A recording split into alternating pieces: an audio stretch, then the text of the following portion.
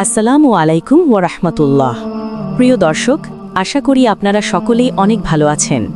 আমাদের চ্যানেলটিতে প্রতিনিয়ত ইসলামিক এবং শিক্ষণীয় ভিডিও ছাড়া হয়, তাই লাইক, কমেন্ট এবং সাবস্ক্রাইব করবেন আশা করি। চলুন ভিডিওটি শুরু করা যাক। লাইলাতুল কদরে কুকুর কেন চুপ থাকে? কেন তারা বেশি ডাকাডাকি করে না? তারা কি এমন অদ্ভুত দৃশ্য দেখে? এই রাতে আকাশ থেকে অসংখ্য ফেরেশতা এসে মুমিন নরনারীর বাড়ির দরজায় এসে কি করে? খুবই চমৎকার তথ্য আজ আমরা আপনাদের বলতে চলেছি, তাই ভিডিওটি শেষ পর্যন্ত দেখতে থাকুন। লাইলাতুল কদর ইসলামে অত্যন্ত গুরুত্বপূর্ণ ও ফজিলতপূর্ণ রাত।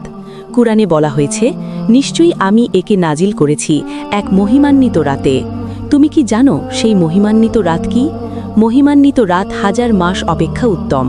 সে রাতে ফেরেশতাগণ ও রূহ তাদের প্রতিপালকের আদেশক্রমে প্রত্যেক বিষয়ে অবতরণ করেন। এটি শান্তি যা ফজর উদয় হওয়া পর্যন্ত অব্যাহত থাকে। সূরা আল কাদর আয়াত 1 থেকে 5। হজরত ইবনে আব্বাস রাদিয়াল্লাহু থেকে বর্ণিত, রাসূলুল্লাহ সাল্লাল্লাহু আলাইহি ওয়াসাল্লাম বলেছেন, লাইলাতুল কদরের রাতে ফেরেশতারা সিদরাতুল মুনতাহা থেকে দুনিয়ায় অবতরণ করেন। তাদের মধ্যে প্রধান ফেরেশতা হজরত জিবরাইল আলাইহিস সালামও থাকেন। তারা দুনিয়ায় বিভিন্ন স্থানে পতাকা স্থাপন করেন, যেমন একটি পতাকা কাবা শরীফের ওপর, একটি পতাকা বাইতুল মুকাদ্দাসের ওপর, একটি পতাকা মসজিদে নববীর ওপর এবং একটি পতাকা সিনাই পর্বতের ওপর। এছাড়াও বিভিন্ন পুণ্যবান ব্যক্তির বাড়ির সামনে পতাকা স্থাপন করেন। ফেরেশতারা এই রাতে ঈমানদার বান্দাদের ঘরে প্রবেশ করেন, যারা ইবাদত বন্দিগিতে মশগুল থাকেন। তারা প্রতিটি মুমিন নর নারীর জন্য কল্যাণের দোয়া করেন।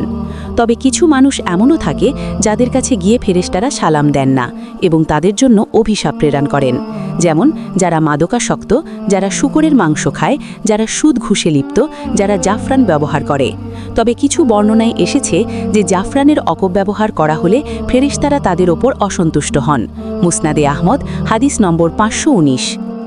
লাইলাতুল কদরের ফজিলত সম্পর্কে হযরত আবু হুরায়রা রাদিয়াল্লাহু বর্ণনা করেন, রাসূলুল্লাহ সাল্লাল্লাহু আলাইহি ওয়াসাল্লাম বলেছেন, যে ব্যক্তি ঈমানের সাথে ও সাওয়াবের আশায় লাইলাতুল কদরে ইবাদত করবে, তার পূর্ববর্তী সমস্ত গুনাহ মাফ করে দেওয়া হবে। সহিহ বুখারী হাদিস নম্বর 1901, সহিহ মুসলিম হাদিস নম্বর 760। এই রাতের আরেকটি বৈশিষ্ট্য হল ফেরেশতারা মুমিনদের ঘরে গিয়ে মুসাফা করেন।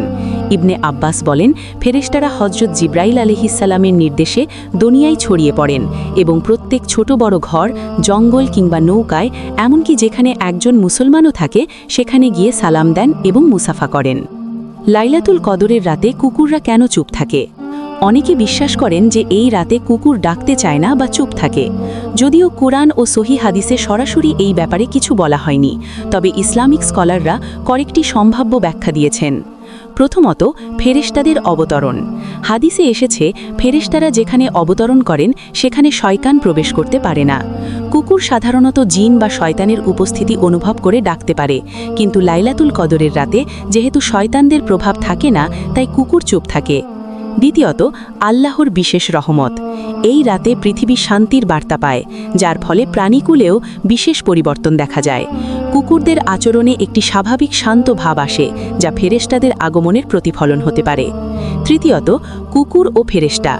ইসলামে বলা হয়েছে, ফেরেশতারা যেখানে কুকুর থাকে সেখানে প্রবেশ করেন না। তবে লাইলাতুল কদরের রাতে যেহেতু তারা পুরো পৃথিবীতে ছড়িয়ে পড়েন, তাই কুকুরের ওপর একটি অদৃশ্য প্রভাব পড়ে এবং তারা শান্ত হয়ে যায়। হাদিসে এসেছে, রাসূলুল্লাহ সাল্লাল্লাহু আলাইহি ওয়াসাল্লাম বলেছেন, ফেরেশতারা এমন ঘরে প্রবেশ করেন না যেখানে কুকুর বা ছবি থাকে। যদিও এটি সাধারণত ফেরেশতাদের বিষয়, তবে কদরের রাতে বিশেষ পরিস্থিতির কারণে কুকুরের আচরণ বদলে যেতে পারে। কিভাবে বুঝবেন যে আজকের রাতটি লাইলাতুল কদরের রাত? হাদিসে লাইলাতুল কদরের বিশেষ আলামত উল্লেখ করা হয়েছে। 1. আকাশ স্বচ্ছ ও শান্ত থাকবে। নবীজি বলেছেন, লাইলাতুল কদর হবে উজ্জ্বল, পরিষ্কার, ঠান্ডা এবং চাঁদের আলোয় আলোকিত। সেই রাতে কোনো শয়তান বের হবে না। 2. গভীর রাতে আলোর অনুভূতি। কিছু মানুষ অনুভব করেন যে লাইলাতুল কদরের রাতে বিশেষ এক ধরনের আলো বা নূরের ছটা পৃথিবীতে ছড়িয়ে পড়ে। 3. স্নিগ্ধ ও মনোরম আবহাওয়া। এই রাতে খুব গরম বা খুব ঠান্ডা অনুভূত হয় না, বরং আবহাওয়া মৃদু ও মনোরম থাকে। 4. বুক ধরফর করা বা অদ্ভুত প্রশান্তি অনুভব করা। অনেক মুসলমানের হৃদয়ে এই রাতে বিশেষ প্রশান্তি অনুভূত হয় এবং ইবাদতে মন বসে যায়। আল্লাহ বলেন, এতে রয়েছে শান্তি যা ফজর সময় পর্যন্ত অব্যাহত থাকে।